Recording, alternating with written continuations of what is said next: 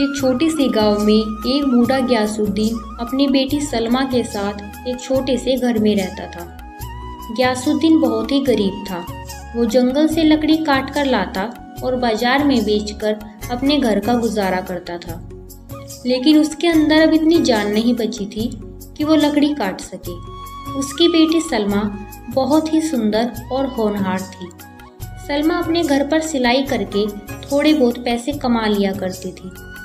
एक दिन गयासुद्दीन लकड़ी काटने जा रहा होता है।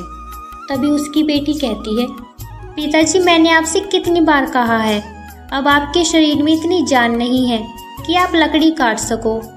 आपको आराम की ज़रूरत है, आप आराम क्यों नहीं करते हो? बेटा, मैं आराम कैसे कर सकता हूँ?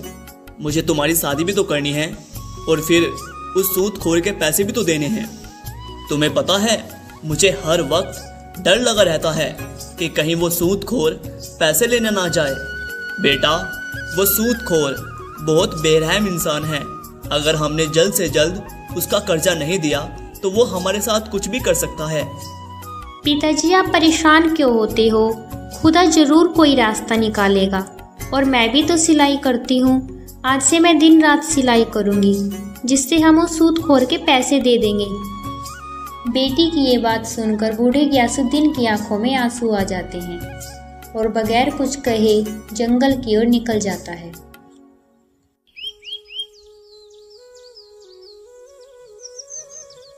सलमा पिताजी की आंखों में आंसू देखकर बहुत परेशान होती है। शाम को जब गयासुद्दीन कटी हुई लकड़ी बाजार में बेचकर घर लौटता है तो उसकी बेटी उसे खाना देती है और उसके पास बैठकर बोलती है, पिताजी, तुम किसी से थोड़े बहुत दिन के लिए पैसे उधार लेकर उस सूदखोर का कर्ज क्यों नहीं दे देते? बेटा, बुरे वक्त में कोई यार दोस्त मदद नहीं करता, हर कोई मुंह मोड़ लेता है। और वैसे भी मेरे सारे दोस्त और सभी रिश्तेदार खुद गरीब हैं। वो खुद मुश्किल से अपना गुजारा कर पाते हैं। ऐसे में वो मेरी मदद भला कैसे करेंगे? मेरा कोई दोस्त इतना अमीर नहीं है जो इस मुसीबत में मेरी मदद कर सके।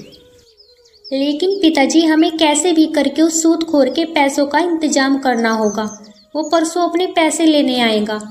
अगर उसे पैसे नहीं मिले तो पता नहीं हमारे साथ क्या सुलूक करेगा। बेचारा बूढ़ा गयासुद्दीन बेबस और मजबूर था। उसकी समझ में नहीं आ रहा था कि वो सूदखोर से अपना पीछा कैसे छुड़ाए। अगले दिन जब बूढ़ा गयासुद्दीन जंगल में लकड़ी काटने के लिए गया तो उसे जंगल में एक आदमी मिला। वो गयासुद्दीन के हाथ में कुल्हाड़ी देखकर बोला, तुम्हारी कुल्हाड़ी देखकर मालूम होता है कि तुम एक लकड़हारे हो और इस वक्त लकड़ी काटने जा रहे हो। हाँ बेटा, मैं एक लकड़हारा हूँ और इस वक्त लकड़ी काटने ही जा रहा हूँ। क्या तुम्हें मुझसे कुछ मदद चाहिए? मदद तो कुछ नहीं चाहिए, लेकिन तुम्हें अब सजा से कोई बचा नहीं सकता। हो सकता है राजा तुम्हें सूली पर लटका दे, या फिर हो सकता है कि राजा तुम्हें जीवन भर के लिए काल कोठरी में डलवा दे। ये तुम क्या कह रहे हो बेटा? मैंने तो ऐसा कोई काम नहीं किया जिसके लिए राजा मुझे इतनी कठोर सजा देंगे। क्या तुम नहीं जानते कि राजा ने पेड़ काटने पर रोक लगाई हुई है? अगर कोई भी जंगल में पेड़ काटता हुआ पकड़ा गया तो राजा उसे कठोर से कठोर सजा देंगे। और अब तुम्हें मेरे साथ राजा के पास चलना होगा। बेटा, अगर मैं लकड़ियां नहीं काटूंगा तो मेरे घर का गुजारा कैसे होगा? अगर तुम चाहते हो कि तुम्हारे घर का गुजारा चलता रहे और राजा तुम्हें सजा ना दे तो इसके लिए तुम्हें मुझे पैसे देने होंगे। फिर मैं राजा को तुम्हारे बारे में कुछ भी नहीं बताऊंगा। अजनबी की बातें सुनकर गयासुद्दीन की आंखों में आंसू आ जाते हैं। अब तुम रो क्यों रहे हो? रोने धोने से काम नहीं चलेगा, पैसों से काम चलेगा, पैसों से। अगर तुम चाहते हो कि राजा तुम्हें सजा ना दे तो तुम्हें पैसे देने ही होंगे। बेटा, पैसे तो मेरे पास नहीं है। अगर तुम चाहो तो मुझे राजा के पास ले जा सकते हो। तुम्हें सजा से डर नहीं लगता जो चंद पैसों के लिए तुम अपनी जान जोखिम में डाल रहे हो? बेटा, मेरी एक जवान बेटी है, मुझे उसकी शादी भी करनी है और उससे पहले मुझे एक सूदखोर के पैसे भी देने हैं। पैसे ना दिए तो वो सूदखोर मेरी जान ले लेगा। तुम ही बताओ बेटा, मैं क्या करूं? बूढ़ा गयासुद्दीन अपनी सारी बात इस अजनबी आदमी को बताता है गयासुद्दीन की बात सुनकर वो कहता है, देखो वैसे तो मैं किसी पर भी रहम नहीं करता हूँ, लेकिन तुम बूढ़े हो और तुम्हारी एक बेटी भी है जिसकी तुम्हें शादी करनी है। देखो बाबा, मैंने आज तक अपनी ज़िंदगी में कोई भी अच्छा काम नहीं किया है, लेकिन हाँ आज ज़रूर करूँगा। क्या पता इस काम से ईश्वर मुझसे राजी हो जाए और मेरे पापों को क्षमा कर दे। तभी वो आदमी सोने के सिक्कों से भरी एक थैली निकालकर गयासुद्दीन को दे देता है। इस थैली में सोने के सिक्के हैं। इन सिक्कों से तुम सूदखोर का कर्ज दे देना और बचे हुए सिक्कों से तुम अपनी बेटी की शादी कर देना। अब तुम यहाँ से जाओ, इससे पहले तुम्हें यहाँ कोई और देख ले। बूढ़ा गयासुद्दीन उस आदमी को दुआ देता है और खुशी खुशी अपने घर की ओर निकल जाता है।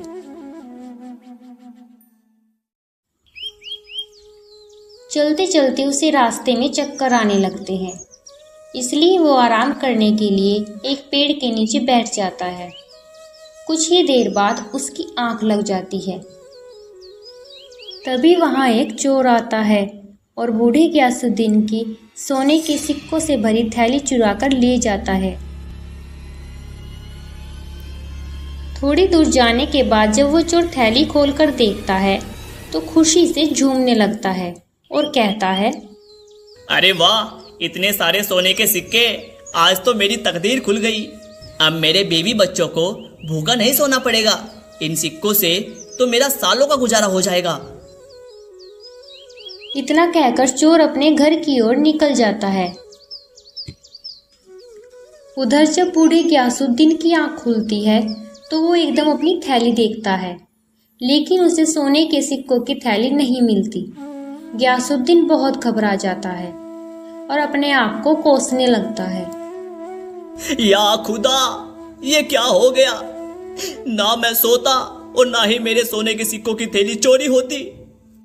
वर्षों बाद एक खुशी मिली थी, लेकिन अब वो भी छिन गई। अब मेरी बेटी की शादी कैसे होगी और उस सूदखोर का कर्ज अब मैं कहां से दूंगा? या खुदा, इस लाचार बेबस की मदद कर। उधर वो चोर अपनी बीवी से कहता है, तुम हर वक्त मुझे उल्टा सीधा कहती रहती थी ना कि मैं कुछ करता धरता नहीं हूं। ये देखो, सोने के सिक्कों से भरी हुई थैली। इन सिक्कों से कम हमारा आसानी से 2 सालों का गुजारा तो हो जाएगा। अब मुझे कुछ भी करने की जरूरत नहीं है।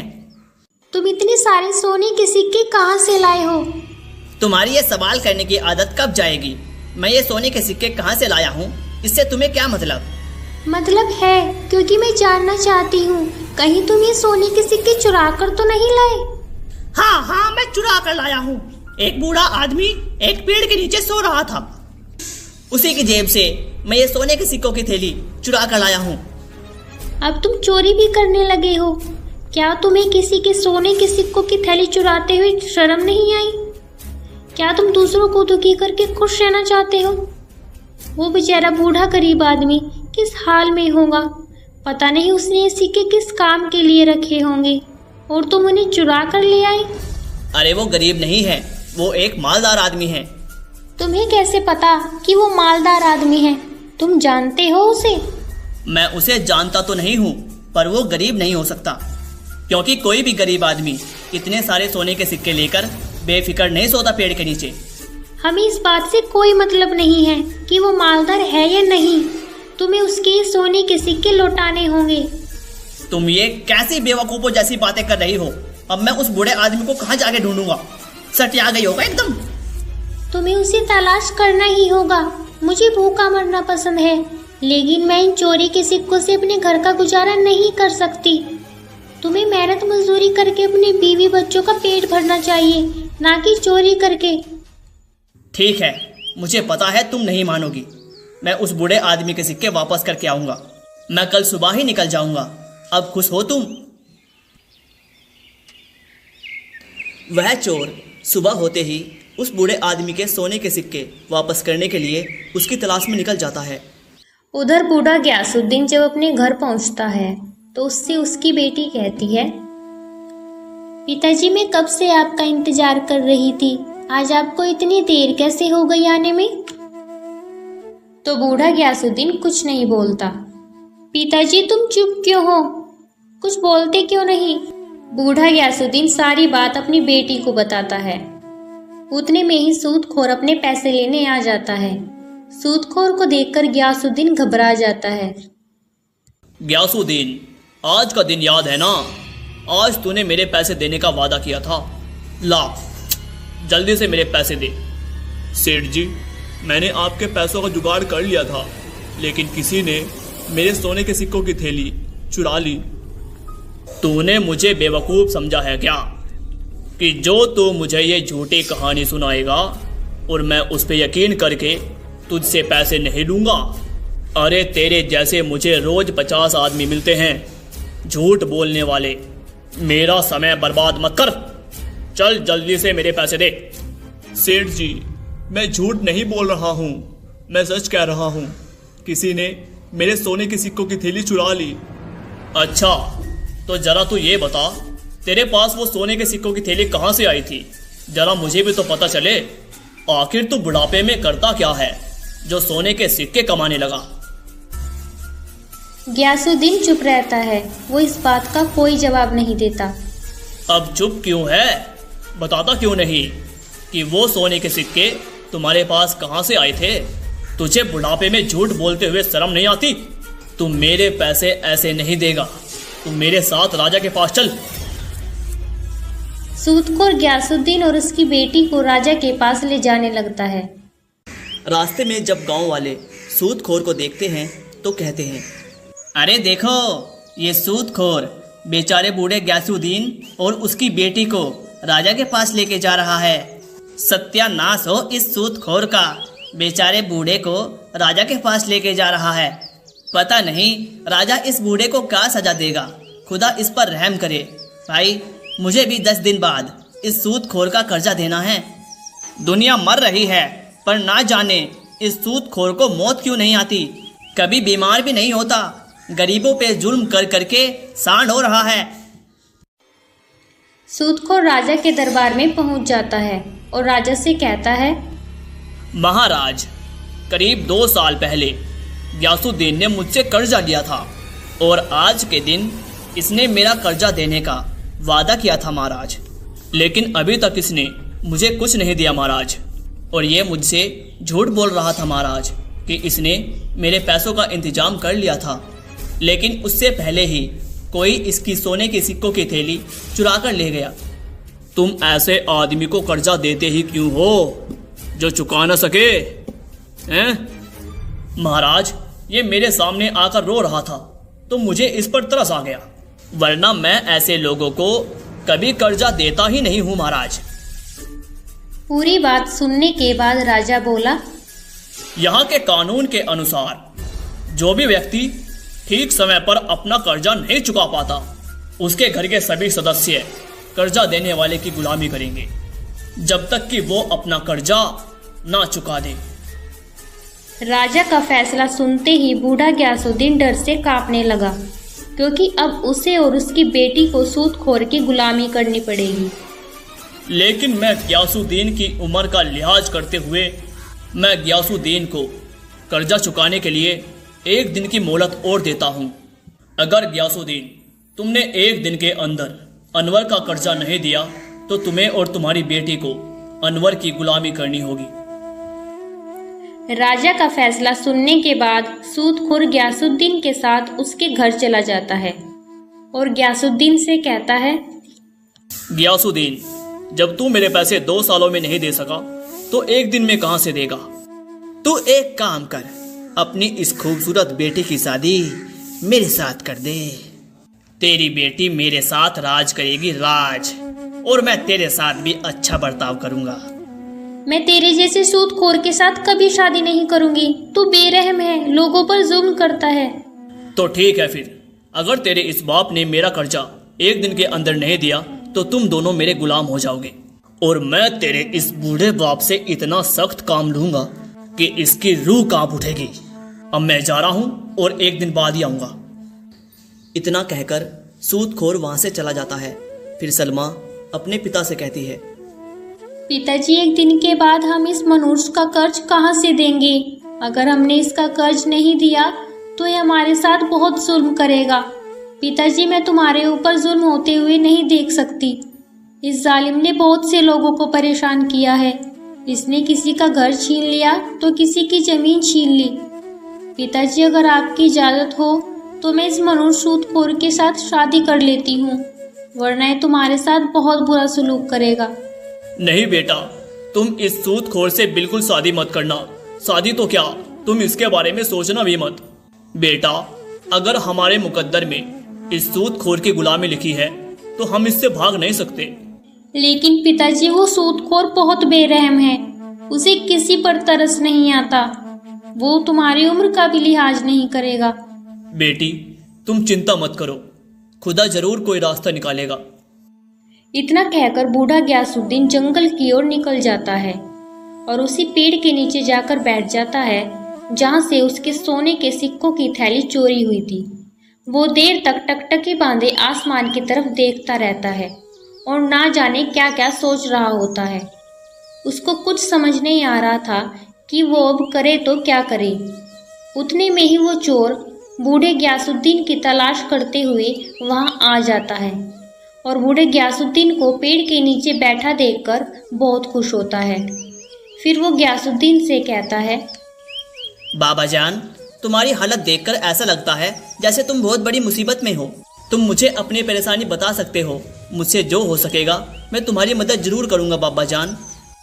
बूढ़ा गयासुद्दीन चोर के गंदे मैले और फटे हुए कपड़े देखकर बोला, बेटा, तुम्हारे कपड़ों पर लगी टुक्कियां तुम्हारी कहानी खुद कह रही है। इन्हें देखकर मैं कैसे विश्वास करूं कि इस बुरे वक्त में तुम मेरी मदद कर सकोगे। सुनो बाबा जान, तुम मेरे कपड़ों पर लगी टुक्कियों को देखकर मेरी हालत पर मत जाओ। आप मुझे अपनी परेशानी बताइए, मैं उसे दूर करने की पूरी कोशिश करूंगा। बेटा, 2 साल पहले मैंने एक सूदखोर से कर्जा लिया था, लेकिन अभी तक मैं उसका कर्जा चुका नहीं पाया हूँ। और अगर कल तक मैं उसका कर्जा नहीं दे पाया तो मुझे और मेरी बेटी को कल से उसकी गुलामी करनी होगी। कुछ समय पहले एक नेक इंसान ने मुझे कुछ सोने के सिक्के दिए थे। मैंने सोचा इन सोने के सिक्कों से सूदखोर का कर्जा चुका दूंगा और अपनी बेटी की शादी भी कर दूंगा। लेकिन जब मैं इस पेड़ के नीचे सो रहा था तो किसी ने वो सोने के सिक्कों की थैली चुरा ली। चोर सोने के सिक्कों की थैली उस बूढ़े गयासुद्दीन के सामने रखकर कहता है, क्या ये तो नहीं तुम्हारे सोने के सिक्कों की थैली? सोने के सिक्कों की थैली देखकर बूढ़ा गयासुद्दीन खुशी से चिल्लाते हुए बोलता है, तुम्हारे पास ये सोने के सिक्कों की थैली कहाँ से आई? ये तो किसी ने चुरा ली थी। दरअसल मैं एक गरीब आदमी हूँ। मेरे घर में खाने के लिए कुछ नहीं था। मेरी बीवी बच्चे भूखे थे, इसीलिए मैं कोई काम ढूंढने के लिए बाहर निकला था, लेकिन बाहर मुझे कोई काम नहीं मिला। और जब मैं इधर से गुजर रहा था तो आप मुझे इस पेड़ के नीचे सोते हुए दिखाई दिए, तो मैंने ये सोने के सिक्कों की थैली आपसे चुरा ली, जिससे मेरे घर का गुजारा हो सके और मेरे बीवी बच्चों को भूखा ना सोना पड़े।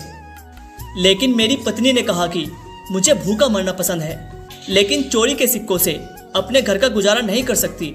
हो सके तो मुझे माफ कर देना बाबा जान, मेरी वजह से आपको इतनी तकलीफों का सामना करना पड़ा।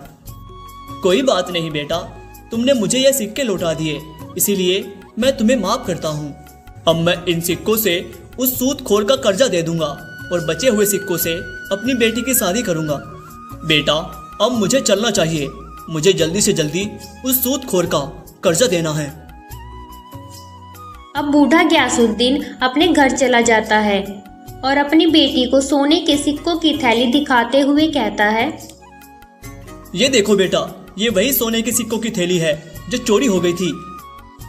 लेकिन पिताजी, तुम्हें ये थैली मिली कहाँ पे? बेटा, जो चुरा कर ले गया था वही वापस देकर गया है।